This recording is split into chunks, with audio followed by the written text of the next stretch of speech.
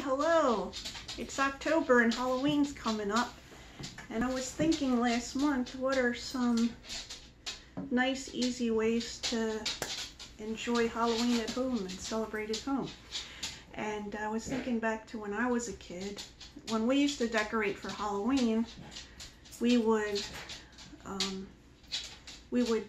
make spider webs out of paper. We'd cut it out of paper. We'd cut out bats out of paper. But also, some Halloweens we would make a scarecrow and either put it on the front stoop or have it looking out the front window. So I thought I would share that process with you here. And really all you need is some old clothes, but they don't have to be old, but the best things to use are jeans. You're going to want to have these, what are they called? Belt loops. Long sleeve shirt with a collar. I like to use a hat. This is just an old Halloween hat. You need some rope or yarn or string. Some newspaper you can scrunch up and stuff it with, or you could use plastic grocery bags if that's what you have. And for the head, you can use like a ball, or you could use, sometimes we used to use those, you know, those plastic containers that was shaped like a jack-o'-lantern. Sometimes we would use that for the head. But I got two different sizes of paper bags. Oh, there's something wrong with this one. I have to get a different one, but because I'm not sure what size I want. And you can stuff that, and if you want, you can put a mask on it, but we didn't usually put a mask on it because when I was growing up, we made our own costumes. The first thing I do is I take the pants and I'm going to tie off the bottoms of it. So I'm going to take some string.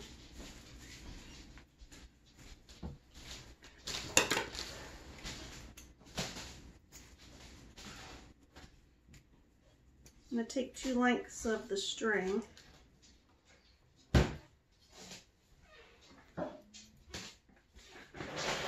Take one pant leg and tie that off.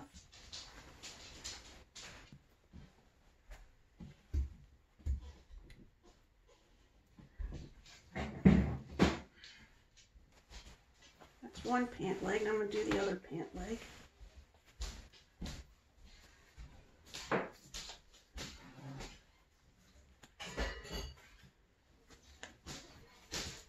The other pant leg. So that sets up the bottom of the pants, the bottom of the legs. So I want to set up some of the newspaper. So what I'm going to do is I'll take pieces and kind of crumble them, do this. I know you don't want to hear a bunch of that, but I'm going to make a bunch of that and then I'll show you me stuffing it into the thing. I got the newspaper in both legs, okay? There's about 3 or 4 crumpled up pieces in each side. And I just zipped the front. And I'm gonna put some more newspaper in here. Now if you wanted to weigh it down, you could put like a can in there, a can in the can department. But I'm gonna crumple up some of these right now and see. I'll show you in a minute. Okay, I got some newspaper in there, but I don't have it all the way filled up. I don't want it all the way filled up yet because I want to work on the shirt next. So I'm just going to put these pants on a chair next to me. And now we're going to take the shirt. And what we're going to do is we're going to tie the sleeves like we did the pant legs, okay? And here we're going to tie the top loosely. So we're going to have it tied so that there's going to be a little bit of a space right here, like maybe as much as could fit your hand in, okay? So let me tie one of the sleeves.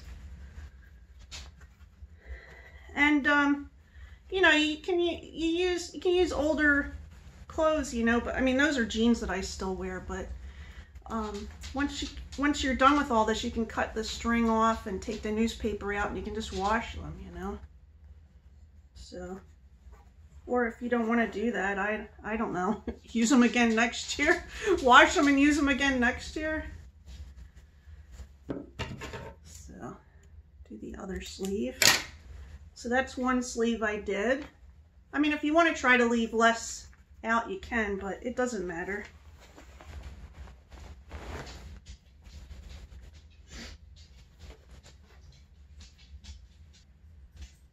Okay, I did both sleeves. There's the second sleeve. If you want to cut some of this off, you can. If it's not too long, it doesn't matter. So we're going to take a little bit more of the twine. You know, like I said, you can have rope or string, or, I mean, rope or twine or yarn. We used to use rubber bands sometimes, but the kind that came on the newspapers, or they come on the broccoli, you know what I mean? Not thin rubber bands. But, you know, sometimes rubber bands break. So I'm going to button the top button just to make it easier for me. And I'm going to put this under the collar.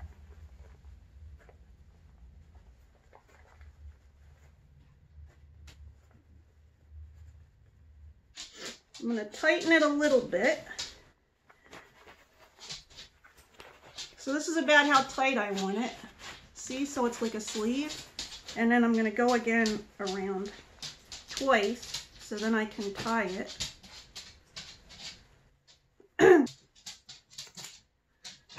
Now, you guessed it, what I'm going to do is I'm going to, so wait a minute, oh, first of all, this is what this looks like, okay? Oh, make sure the shirt is buttoned. I forgot to button the shirt. If you want to, you can wait to button the whole shirt until you've got the sleeves filled. Because what we're going to do is we're going to turn this upside down now. And we're going to start putting the crumpled newspaper or the grocery bags into the sleeves. So I've been stuffing the sleeves. I'm almost done this sleeve.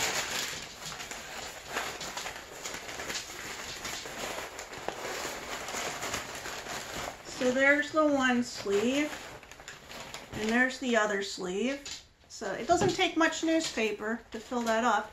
So I'm going to finish buttoning the front of this, and then I'm going to stuff the front of, I'm going to stuff the chest. Okay, I think this is a good amount. So what I'm going to do is I'm going to tie up the bottom of this too. I'm going to use some string.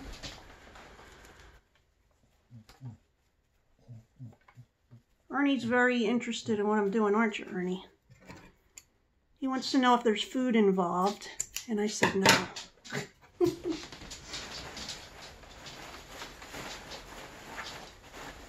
So these kinds of shirts are usually long enough that you can get a good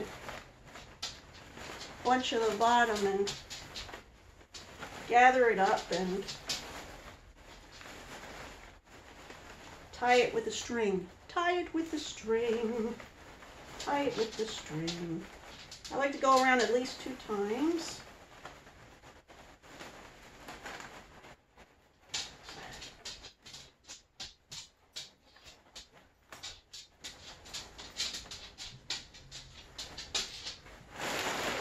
So let's see how this looks so far. This is the, let's put the pants down.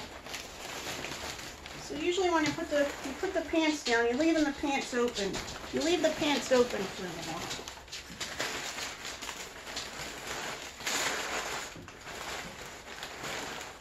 If you want, you can put string through it, or some people put a belt. This goes on top. Let's see how it looks so far. Okay, so that's how it looks so far. I kind of need to... All right, it's a pair of my pants and it's my husband's shirt. Hold on. So I'm going to need to push down some of this stuff.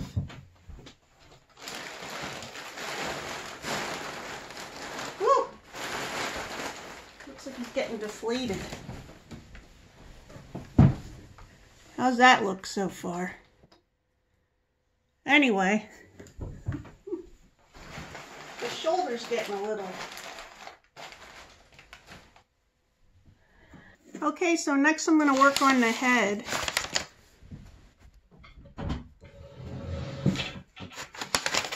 And I think I'm going to try and use this. Look, it's about the same size as my head, so it should be good enough.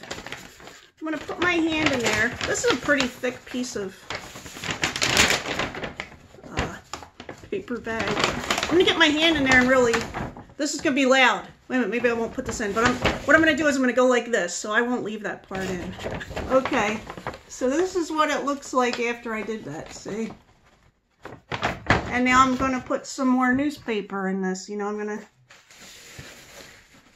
to do like I have been doing. I'm going to crumble up newspaper and put it in there, and then I'll show you how that's going. I've got some newspaper in there. I think that's enough. Maybe I'll put one more.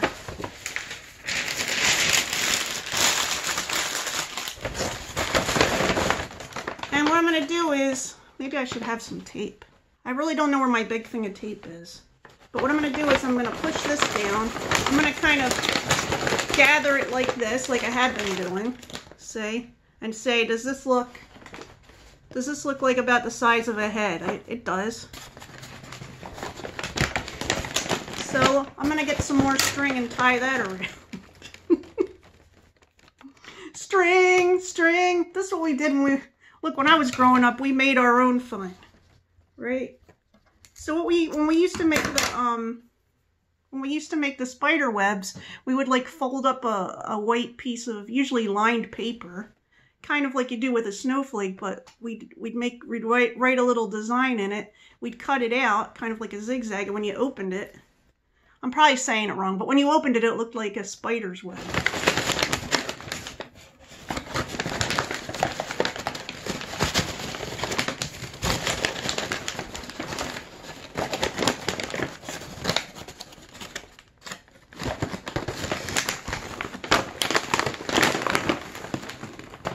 And there's what it looks like. And you can either put a face on it or not, or you could put a little, if you have one of those masks that has elastic on it. I'm going to draw a little mask. I mean, I'm going to draw a little face, but I'm going to try and push a nose out on it. Look, it doesn't have to look perfect.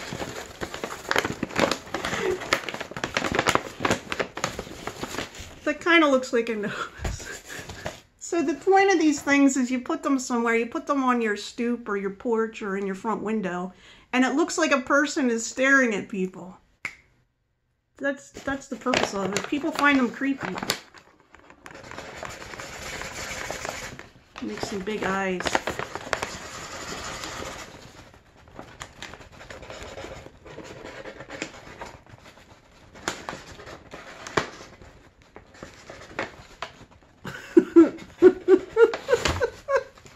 Look at the eyes so far.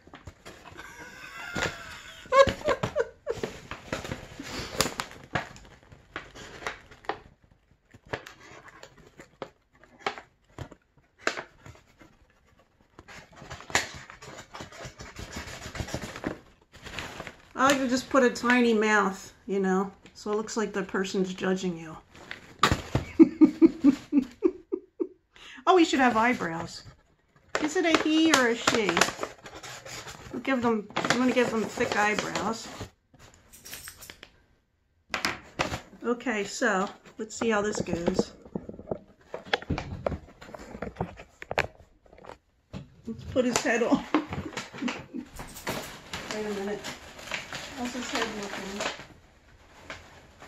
I try to stuff this part into the collar.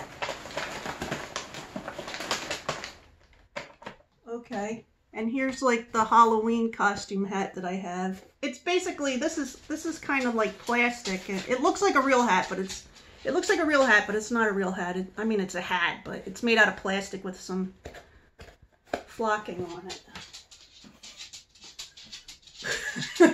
I'm gonna go put him on the front porch. Let's see how this goes. Alright, I admit it. My Scarecrow kind of looks like a mess. But what you do is, so you could put boots in front of him. You could put gloves on the end if you want, or you could put his hand behind pumpkins or something. But, you know, if you know how to fluff pillows, what you want to do is fluff them till you get them in the direction that you want them to be. Okay? And what I didn't mention before is that, so if you're going to have them standing up, what we used to do is we used to take a broomstick and we'd run it through one of the pant legs and up through the head. And then we'd kind of jam them into a corner somewhere. So, I mean, I don't think my Scarecrow is going to scare anybody.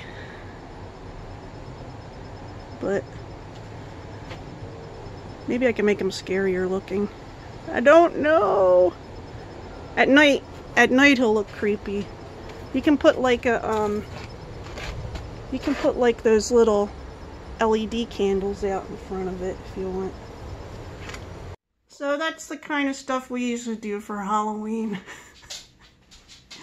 Let me know if you've done that before or if you're gonna make one this year. Yeah, he wasn't that scary looking, but maybe I'll see if I can get a picture of him at night. If I get a picture of him at night, I might put it on my Instagram. So, anyway, happy Halloween!